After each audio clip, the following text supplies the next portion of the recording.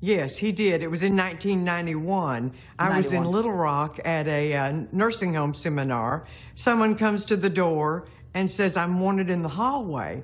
I go out, and the man points down around the corner by the elevator. And so I go down there, and as I round the corner, there stands Bill Clinton with two of his Arkansas State Police guards. And he rushes over to me, and he starts this profuse apology and saying, I'm so sorry for what I did. I'm a changed man. I'm just not the man I used to be. And even said I'm a family man now. And I just looked at him, Laura, and I was just flabbergasted. And I said, you go to hell. And I walked off.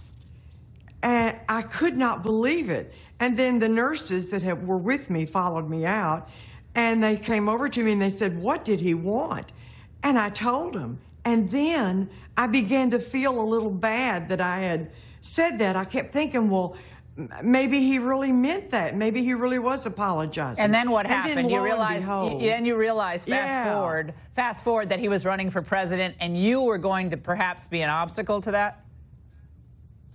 Right. That's exactly. A week later, after he apologized, he announced he was running for president. A week later?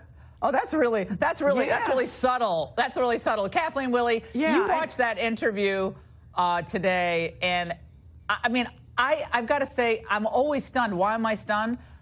He has not learned anything about this experience, which is he's actually a smart guy. So I'm almost speechless. Your reaction?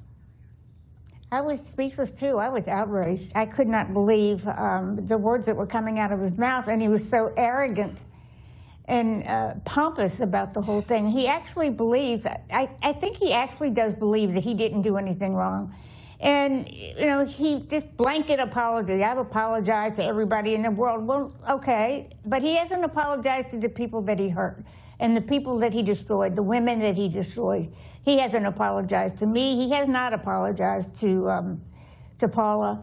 He apologized to Juanita, but as we see, there was a plan to that. There was a purpose for that. And he hasn't apologized to Leslie or numerous other women who've come forward and said and told stories about it. He never will. He doesn't get it. It's just the way it is. Well, but he seems to think that he handled it well. I mean, to watch that interview, he didn't say he would have done anything differently. I mean, look, everybody makes mistakes in their lives. Coulda, shoulda, woulda. We all do. I mean, Lord knows, we all do. But you would think 20 years later you'd say, you know, I wish I could turn back the clock and, you know, show better judgment. But, I mean, I do that like 50 times a day. Like, why did I do that? But it's just a little strange. Alison Camerata on CNN offered somewhat tepid critique of this performance. Let's watch. There could have been a more practiced answer, or one that I think alluded to the notion that the rules have changed in the past 20 years. Obviously, the rules were different, and that he would have done something perhaps differently today, or that he would say something differently about it today. He could have had a more practiced answer, Juanita. I mean, yeah. Oh, my God. He could have also not portrayed himself as a victim. How does he become the victim in all of this? Go ahead, Juanita. I know. I saw this decrepit, angry old man who was trying to play the victim card. The same man who 40 years ago raped me.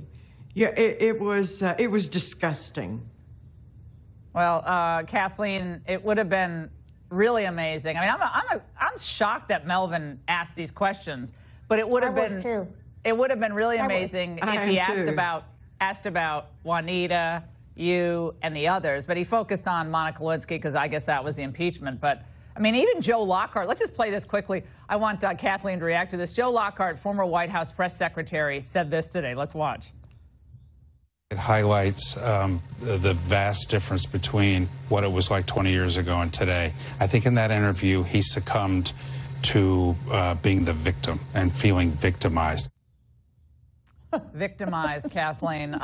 If he apologized to you victim. He left the White House $16 million in debt. Well, let me tell you about what being in debt is like and not being able to get a meaningful job after being through all of that. And he hired all these women to work in his office, and he has a sexual harassment policy in Arkansas.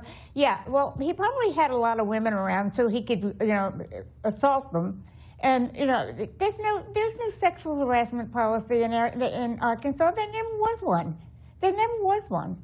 Kathleen, Kathleen, if he had called you today and said, look, I know I came off bad on that interview, but I'm really sorry for causing you pain. I'm sorry for what I did. Would you accept his apology? No, I tell him the same thing that Juanita told him. Which would be? I tell him to go to hell. Juanita, same question. If he called you today, I mean, look, everybody can be redeemed, right? We're supposed to believe in redemption, all of us. I mean, if most of us do. I mean, I don't believe, I don't believe there's any redemption in regard to Bill and Hillary Clinton. I do not believe that. And I would probably tell him the same thing again today. All right, thank you both for being here. I suffer, yeah. Yeah, well, thank you both for being here tonight and sharing your perspective. To be here. It was, I mean, I'm still speechless. Thanks, Laura. I'm still speechless.